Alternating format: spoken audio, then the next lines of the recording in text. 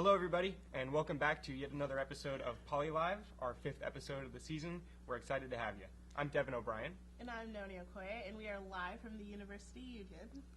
We have a lot planned for you today. Our episode today focuses on academics, so I hope that you're excited. We have some wonderful guests, we have some wonderful moderators in the chat room, and we have some wonderful videos to show you, and we'll be taking you on the whole journey. Yeah, and our moderators today will be DJ, Nabil, Drew, and Audrey. The guests that we have planned for you, we have Dr. Penny Bennett, the Associate Dean for Student Success in the College of Liberal Arts, and she's going to talk to us a little bit about your block schedule, registering for classes, and how to utilize your advisors. And then we have Dean Phil Bailey from the College of Science and Math, and he's going to talk about a wonderful concept we have here at Cal Poly called 25 to 35, and we'll talk more about that later. How often do you use the 25 to 35? Ooh, well, now I use it every quarter. I wish I'd known that when I came in as a freshman. For those of you that don't know, 25 to 35 is a concept we have here that states that students should be studying 25 to 35 hours a week outside of the classroom. And that sounds like a lot until you realize that in college you're not spending as much time in the classroom as you were in high school, and so it's important to make up for that time outside of the classroom. And that's something that we use a lot here at Cal Poly, that 25 to 35. You're going to hear it as soon as you get here, and you're going to hear it until you leave, and it's important. Yeah, it's on my refrigerator at home. I need to study 25 to 35 or I'm not doing well in my classes, so make sure to do that. And it doesn't only include just study, it includes office hours, which are great. All the teachers are fantastic in office hours. Study groups, all those type of sessions. It's true. I think one of the things that we really want to drive home in this episode is that there is a big difference in how you need to study and learn in college versus how you probably did it in high school. And that biggest difference comes with the fact that you aren't spending all that time in the classroom, and you won't necessarily have somebody there every single step of the way unless you go out and look for it. And if you do go out and look for it, I think the help is there, and we're going to hopefully discuss some of that in this episode. Definitely. Another thing that's always really important on this campus is the Mustang Way, and I heard you had a great Mustang Way thing happen to you. I did. It was just the other day. The Mustang Way here at Cal Poly is our belief that everybody on this campus needs to act with pride and responsibility and character, and that we're all part of the same community. And that really hit home with me the other day when I went to the grocery store and I bought myself a loaf of bread because I'm a huge fan of sandwiches, and I was out of bread to make sandwiches with. I literally went to the store just to get a loaf of bread. And I left the store, and apparently somewhere on my way, leaving the store, my wallet fell out of my pocket. No. It did. And then I walk through the entire parking lot, I get into my car. Apparently I was off in my own world and not listening at all, because there had been a man who had picked up my wallet and chased me through the entire parking lot to make sure that he returned it to me. He caught me at the car. And that just blew my mind because, somebody drops their wallet on the ground, you can't always expect to get that back, and let alone when I'm ignoring the person trying to give it back to me. He went above and beyond to make sure that I got my wallet back, and it saved me a lot of hassle. So that's the kind of thing that is nice to have here at Cal Poly. That's absolutely amazing. We have so many of those people here at Cal Poly, and I know I got to meet a few at Soar. How have you enjoyed Soar so far? I've loved Soar. Soar's great. If you haven't come to Soar yet, I hope that you're coming soon because it's fantastic. It's absolutely amazing, and we have a video to preview in order for you guys to see what we're doing at Soar.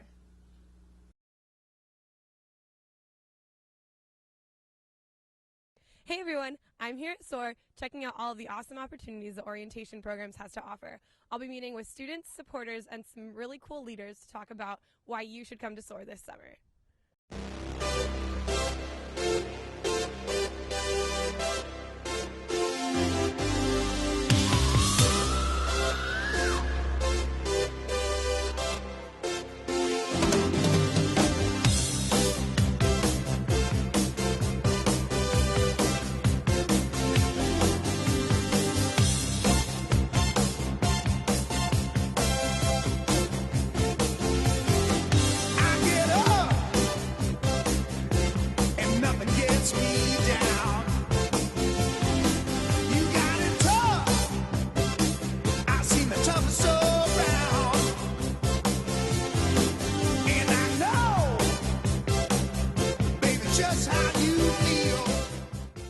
University Union with Dan and Enya. What's something cool that you learned today that you didn't know before?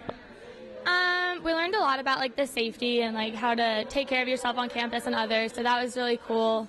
We've also learned or not today, but we learned yesterday about our portals, which was really overwhelming and confusing at first. But no, I feel like I know my way around, so that's really good. Good. What about you?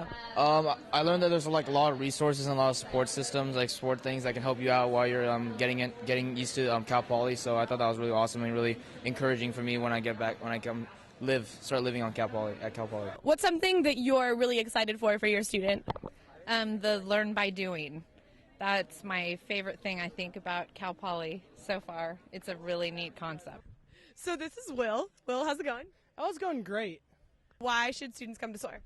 Well, students should come to Soar, not just to learn about like the academics. Like you learn a lot of great dates, how to register for classes, a lot of stuff like a portal tour, but also because I mean, I know for me, I met a lot of people in my major when I came to Soar, and I got some phone numbers. I texted some people over summer, and when I came to Cal Poly in the fall, I actually had like a pretty good friend base just from meeting some people during Soar. Why is it important to come to Soar? I think to become familiar as a parent with all of the programs that are available, no matter what situation you might find yourself or your child in throughout their experience at Cal Poly. What's something that you've learned so far at Soar? I learned the time management quadrant. It rates, the importance of a task, based on importance and urgency, and I thought that was really cool, and I'll definitely be using that. Any advice to parents who are maybe coming next week? Make sure you have some walking shoes. We do walk a lot. Thank you so much. Thank you. So I'm exhausted from having way too much fun at Soar. We hope we see you sometime this summer and in the fall for the week of welcome. Orientation programs at Cal Poly can't be beat. Back to you, Noni and Devin. Hello, and welcome back. Thank you, Noni. You're Noni. Thank you, Hannah, for that wonderful video. Sorry about that. I hope you're really excited for Soar if you haven't come yet. It really is a lot of fun, and it's a great place to get your questions answered before you come here, so that when you come here, you sort of have your feet under you a little bit, and you're not totally lost and overwhelmed. Anyways, without further ado, let me introduce our first guest. This is Dr. Penny Bennett, the Associate Dean for Student Success in the College of Liberal Arts. I got all that right? You got it. Great. Penny Bennett is here to talk a little bit about what advising is like here at Cal Poly. Can you tell me a little bit about the role of advisors here? Sure. Yeah, academic advising is something that's important, especially if you want to graduate on time. All of the 6 colleges have an advising center, and we have professional advisors that work as a full-time job to do that. Advising is not necessarily mandatory at Cal Poly, but I would say it's proactive, and so it's up to the student to seek out, academic advising to help in planning schedules, help course selection, help determine prerequisites and that sort of thing. So it's essential for progress to degree and graduating on time. And it's up to the students generally to make their own appointments for things like that, correct? Yes. The advising centers reach out to students, but as I said, it's not necessarily mandated, but strongly encouraged to seek out help from advisors. Yeah. Awesome. Well, one of the big questions that keeps getting asked a lot is what's the schedule going to be like in the fall for incoming students? A lot of people don't know about the thing we have for incoming students called the block schedule. Can you tell us a little bit about that? Yeah, the first quarter that a student starts at Cal Poly, we plan the schedule for them. And so we put them in classes, and that's what's called a block schedule. And so it's a good way to get students off on the right track. And so we enroll you in anywhere from 12 to 16 units of courses that are degree applicable.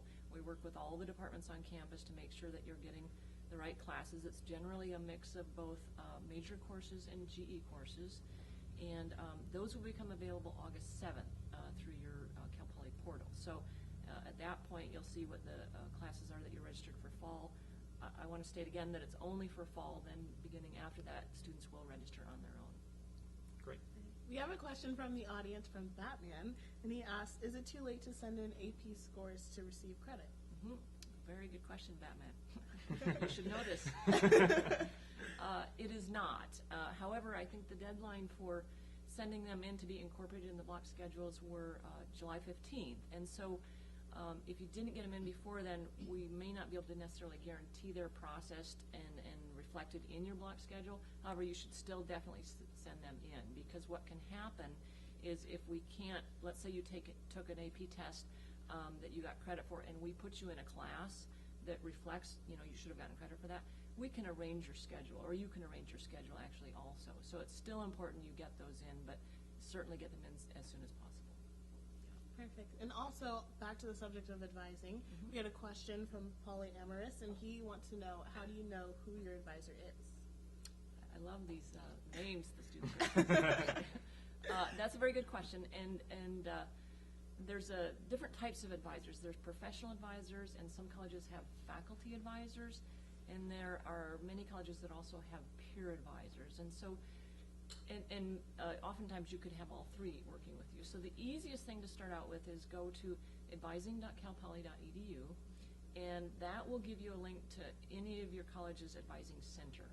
And so that's usually a good place to start with the advising center.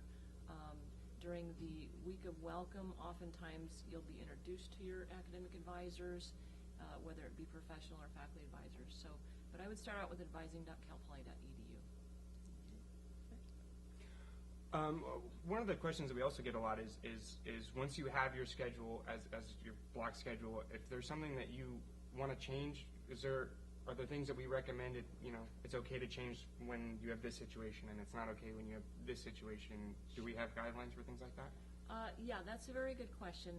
Most students have already been notified that there's something called a PolyLearn online course related to advising. I think it's called freshman advising for freshmen and transfer advising for transfers. And so we recommend that first the student watch that, go through that course, because that tells you a lot about your curriculum, why you were placed into certain classes, and gives you a good basic knowledge of what your schedule is and why the courses were selected that were. If at that point then it looks like there's something wrong, maybe you knew you took AP test for a certain course, but you're in that course, then that's the point you need to contact your advising center and verify, first of all, that that is in fact true, and then get recommendations from them on what classes you might want to swap out for the ones that were block scheduled. Awesome. So we have a transfer in the audience. Her name is Alexandra, and she wants to know, do they create their own schedules in the fall? Yeah, that's a very good question, actually, because freshmen are block scheduled, and I think maybe I failed to mention that. Transfers, however, are not. So actually transfers will be registering on their own on August 12th. Now, we do have a Soar transfer day, so I would say if at all possible, if you can come to that Soar session, we will all be working to show transfer students how to register in the morning, and then in the afternoon when registration actually opens, they will actually register here on site.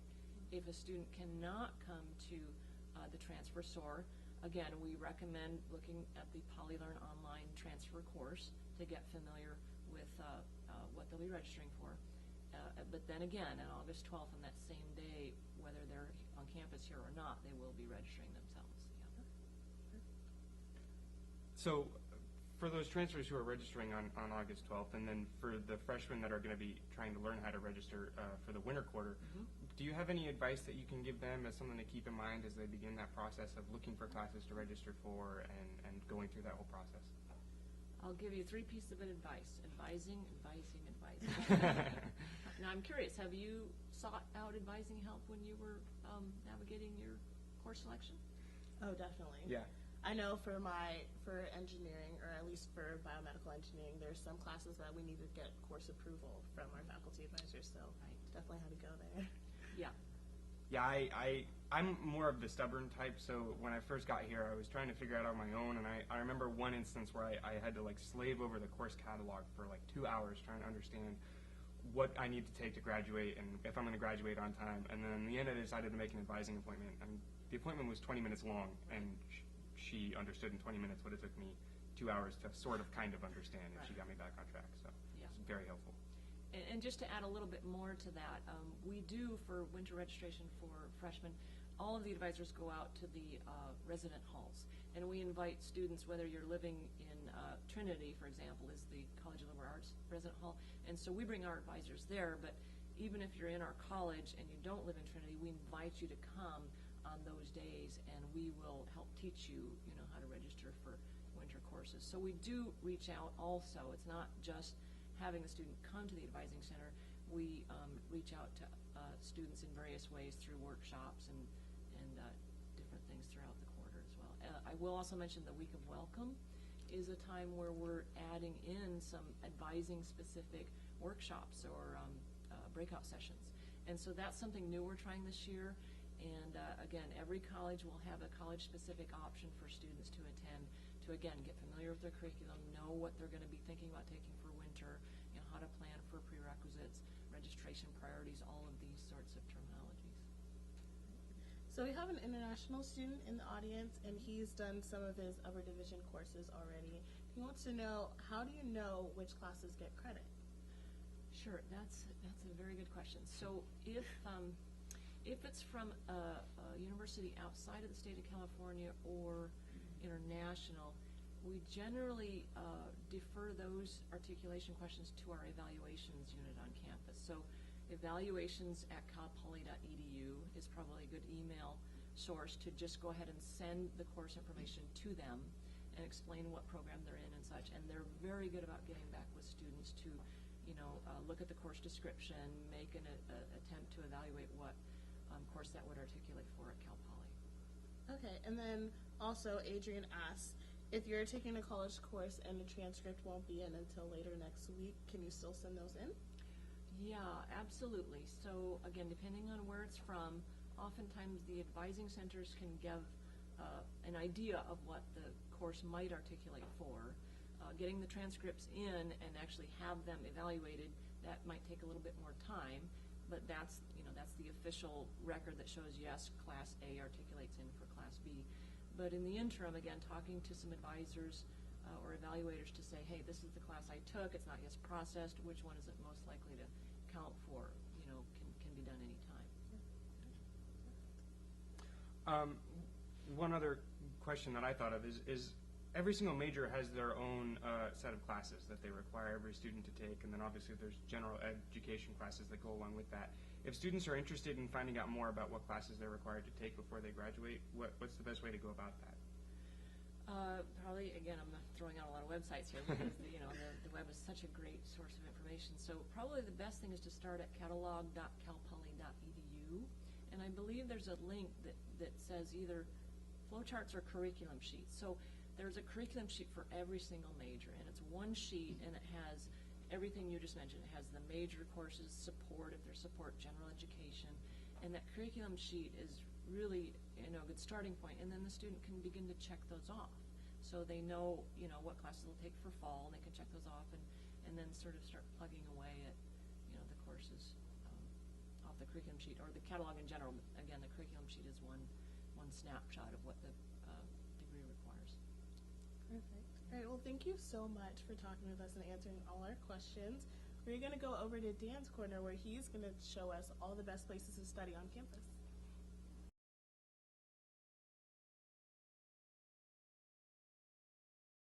Hello, my name is Dan, and welcome to another segment of Dan's Corner. We finally made the plunge, and I am finally put in a glorious corner. I don't really like it. It is two-toned. I'm here today to talk about academic success. More specifically, some of my favorite spots to study on campus. This is one of the 2 study lounges in the University Union. I love to come here because the University Union serves as a central hub for many of the campus-led events. Not only is it a central hub, but there's a Starbucks right downstairs. Here we are in front of Sequoia Hall. Many, if not all, residence hall have a study lounge. These places are designated areas where you can go and do a little bit of reading or finish up an essay. Many of the students use this area to go and study, so you can probably get help with the classes that you need, or maybe even share a textbook. I'm sitting here on Dexter Lawn, and it's beautiful weather here in San Luis Obispo, and I love to come here and study. Throughout the school year, this place is just bustling with people that are out here to get some vitamin D and get some studying done. I don't know if you can see it, but there's a 24-hour subway behind me. And every time I come here, there's always people playing volleyball or playing ultimate frisbee, and I always just want to join in. So maybe this isn't such a great study spot. Kind of distracting. This is the library. This is my personal favorite spot to come and study because they're open long hours of the day, and it's a great place for you to come in between classes and get a little studying done. Over to the side, there's a 24-hour study room, and they're open for any Cal Poly student even after the library is closed. Here's a quick tidbit. The higher you go in the library, the quieter it gets. Quieter, quieter. Those are some of my favorite spots to study on campus. Until next time, I'm still Daniel G. And welcome back. We have a new guest here, Dean Phil Bailey from the College of Science and Math, and we have a ton of questions to ask him in a minute. Before we get to that, we do have a couple questions we got from the audience that we want to take a minute to address. So from Nicholas, the question is, how would one go about getting a minor in a different college? Is that doable?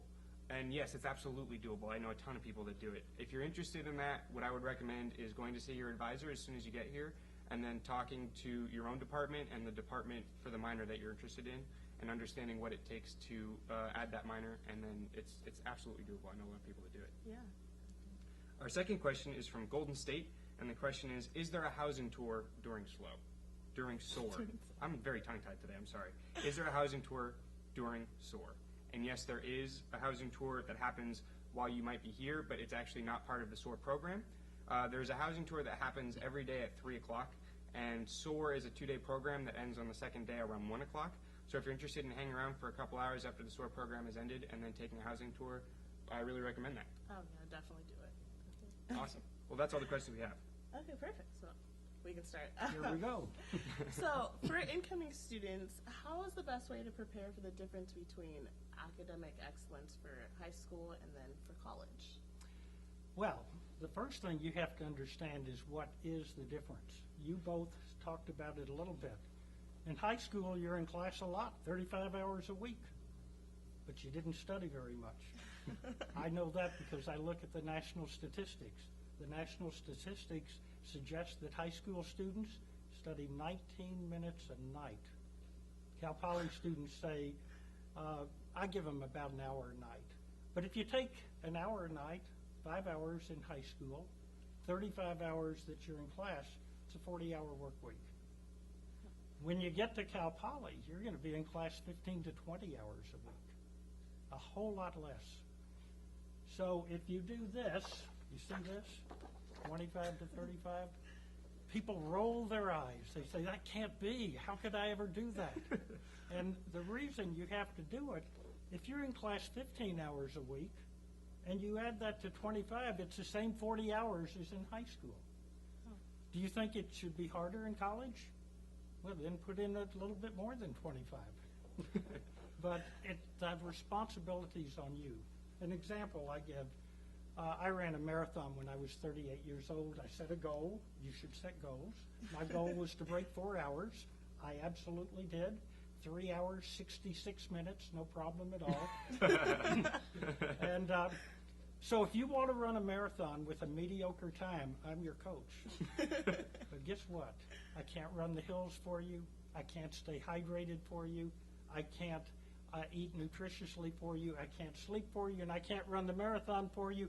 Just like your calculus or engineering instructor can't work problems for you, can't go to class for you, can't read the textbook for you, can't study for the exam for you, and can't take the exam for you. Learning is a personal responsibility, and it takes time, and that's the biggest difference, that it's your responsibility. Well, you're the dean for the College of Science and Math. I don't want to tell you that you're wrong. No. But 3 hours and 66 minutes to me sounds like more than 4 hours. I'm just saying. Well, you see, you might be right, but it's all how you present. It took me minutes, so I guess that's right. Well, that's I evaluated both of you. You actually smiled a little faster than she did. Oh, nice, I beat you. We do have an audience question from a guy named Brian O'Devin, which is awesome because my name's Devin O'Brien, so meet up with me when you get here in the fall. I'm curious to know what you're like. The question is, I'm really concerned about procrastinating. I hear the quarter system moves really fast. What's the best way to stay organized and beat that? Well, I'll tell you what happens with procrastination. If you procrastinate, you'll get depressed. If you get depressed, it's going to be hard to come back. So I don't know what to tell you about procrastination other than don't do it. Now, some of procrastination is just letting your time slip by. A week has 168 hours in it. That's 7 times 24. I'm suggesting you spend 40 to 45 hours going to class and studying. You ought to sleep. If you spend 40 hours a week, 56 hours a week sleeping, there's still probably 7 or 8 hours a day that you have to do your own personal things. So plan your time, and then procrastination won't be a problem.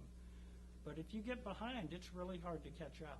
So it's important that you get off to a good start. And the other thing, the freshmen, you all know this, you're students, the freshman year is your foundational year. If you screw around in your freshman year and don't get the material and say, oh, sophomore year, I've learned my lesson, I'm going to study now, well, do you have the background? So get off to a good start, and remember, Cal Poly wants you to be successful. We aren't here to do anything but help you graduate. That's why we're here right now. Yep, exactly.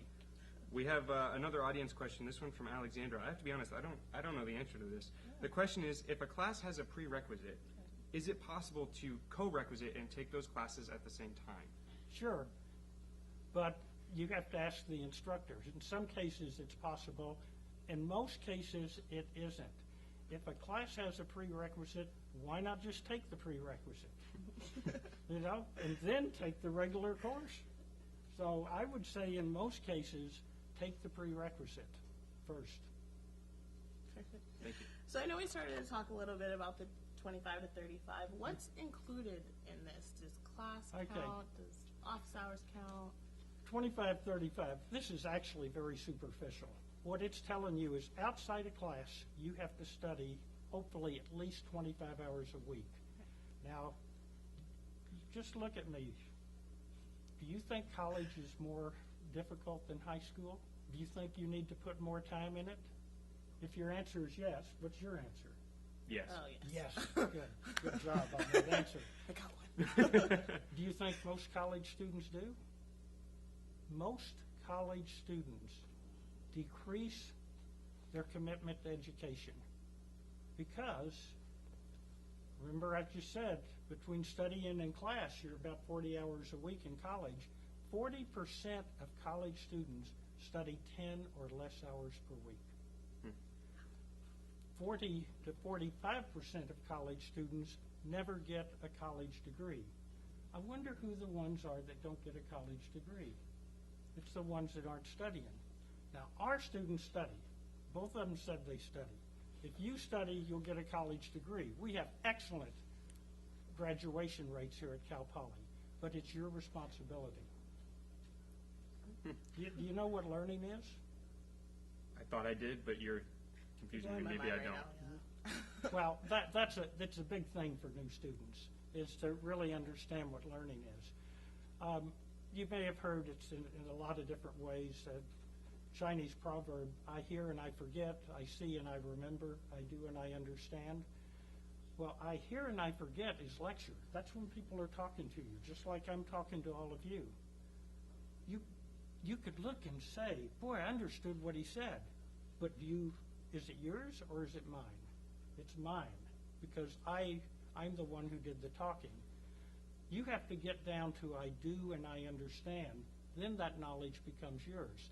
And the only way you know for sure, and you probably do this when you study for exams, if you can talk about something fluently and confidently and explain it to somebody else, you probably know it. If you can't, you don't.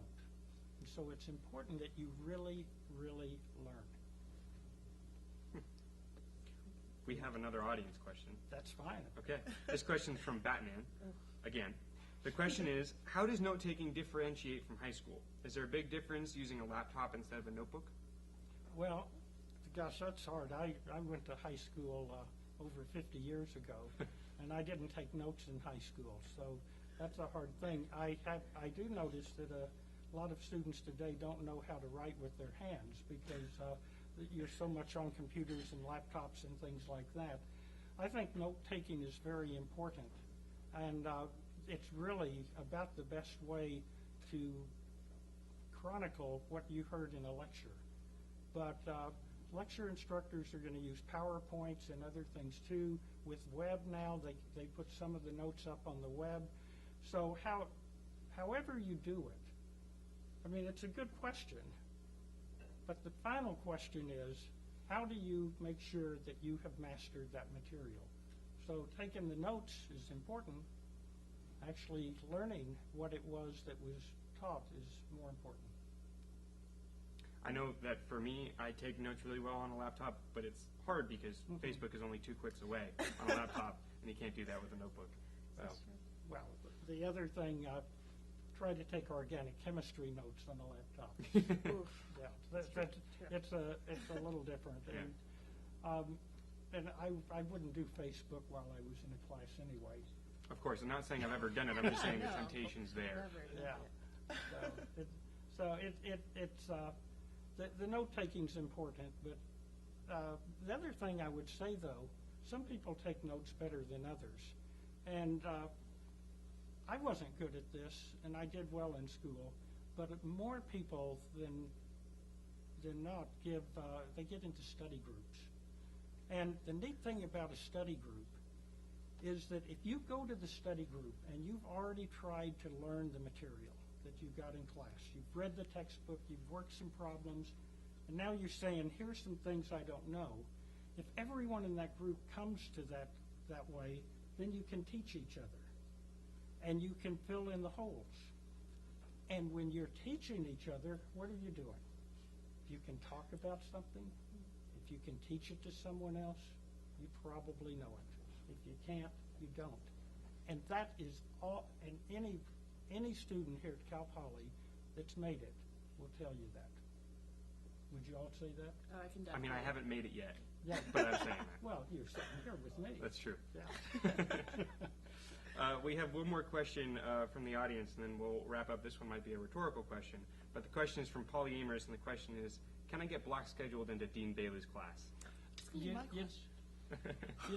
know what? I'd love to have you in class. What's your name, Paula? Polly Amers. Okay, so Paula, here's what. You probably won't have me for a class, but when you come to Cal Poly, come by my office and make an appointment, and I'd like to meet you. Okay? Awesome. That'd be cool. Does that go for us too? Yeah. You can go meet them too. Can we swing by your office? Yeah, is you that can, okay? you can swing by my office. In fact, I would say about Cal Poly, when I went to the University of Texas, and nothing wrong with it, but I saw faculty members in their offices 4 times in my whole time at the University of Texas. This is a different kind of institution. Faculty members want you to come and see them. But when you go to their office, there are 2 things. One, they want to get to know who you are, just like we're getting to know each other, and I might get to know Paula. But the other thing, they don't want you to come in and say, I didn't understand anything. They want you to come in and say, I really studied hard, and this is the part I'm having trouble on. And they will appreciate you, they will work with you, and there is evidence, research that shows, if you have a friend on the faculty, you're more likely to do well in college than if you don't. I'm going to tell you one other thing. Sleep. Get some sleep. There's research that shows that students who sleep 8 hours a day, and they do it on a regular basis, the whole week and the whole quarter, in general, they run a letter grade higher than students who don't sleep. That's research that I read in the Wall Street Journal, actually. Interesting. Yeah. Anything else? I don't think so. I think that's all we got. Okay. If you didn't learn anything after all this, then I don't know what to tell you.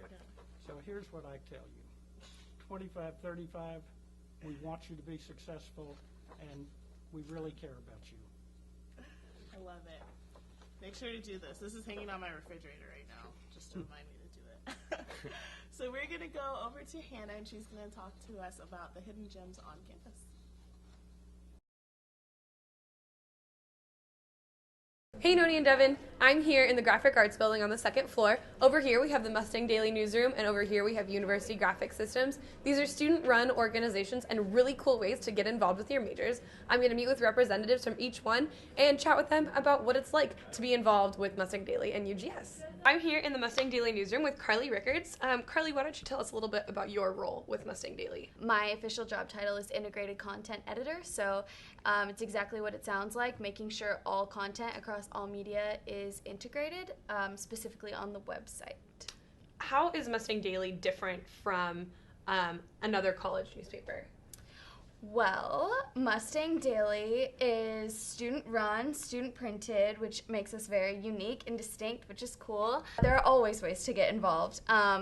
Whether you like writing or reporting or doing PR or being on camera or being behind the camera or editing, design, it goes on and on. I'm here with Zach Marr. Zach, what's your position with University Graphic Systems? I am Web Offset Production Manager. Why don't you tell us a little bit about UGS, how it works, and how you got involved, that kind of thing. Okay. Well, University Graphic Systems, more commonly known as UGS, is an all-student run and student-managed print company located in Graphic Arts Building number 26.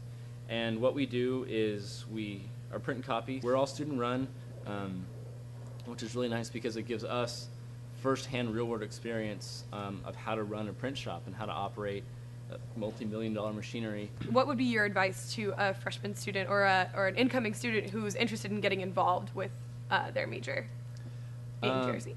I would say for GRC, and I don't know how it is for others, but just get involved, seek it out, because a lot of times you have opportunities presented to you and they're just kind of placed there, especially the first year. They're like, hey, come do this, and it's really easy to get involved. But if you want to stay involved, you have to pursue that out yourself. I'm here in the Web Offset Lab as part of the University Graphic Systems, and I'm here with Madison. Madison, how's it going? Good. You interned with the Web Offset Manager. What'd you do? So when we first started out, it was really basic, like filling the inks, learning how to punch the plates and bending them, and then as it more progressed, we kind of did it all, and eventually I got to run the press by myself. So what was that like? I was freaking out. I mean, it's to think that you're printing a product that 1,000 people or so are going to see is ridiculous. It was so insane. Like, if I messed up, everyone would know. So, but then in the end, it worked out, and it was the greatest feeling ever. As you can see, there are lots of cool ways to get involved with both Mustang Daily and UGS, even if you're not a journalism or graphic communication major. I highly suggest that if you're interested, to reach out and ask us questions or find these organizations on Facebook. Back to you, Noni and Devin. And welcome back. I hope that was a fun video for you. I was really fascinated with that. The whole printing press just looked so cool. I didn't even know we had that thing, so that was pretty cool. It's not bad. So we have one question from the audience, from Ron H., and he asked, does SLO have a school rivalry with another school? Yes, we do. He's going to learn. Yeah. It's fun. So we have Santa Barbara. The big game is the Santa Barbara soccer game. So definitely come out to that. And then we also have a rivalry with the UC Davis Aggies. We're rivals with them in just about everything. Yeah. So definitely come check out the Santa Barbara soccer game. It's a huge game every year. It's a lot of fun. And always look out for the Aggies so that you can, I don't know, berate them. I love it. So for our photo contest, we want to make sure that you guys know that the last episode we will be giving out a shirt. So make sure to keep putting in your photos.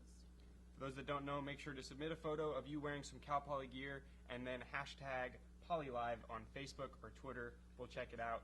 And if you win the prize, free t-shirt, pretty cool. Yeah, not bad. Yeah. Also, make sure to like us on Facebook, because if we get to 1,000 likes, someone will be getting free WoW paid for. And I would have loved to have WoW paid for me. Yeah, that's awesome. Like, just awesome time, free. Okay. Save some money. Do it. Also, we just opened up a new orientation Twitter, so make sure to follow us on Twitter. That is CP Orientation. So check that out, CP Orientation on Twitter. We're going to be tweeting up a storm. I like it. Yeah. If we can get hashtag Noni is awesome trending, that would be absolutely amazing. Absolutely. Probably not going to happen, but that's okay. I can dream. You can. Dreams are good.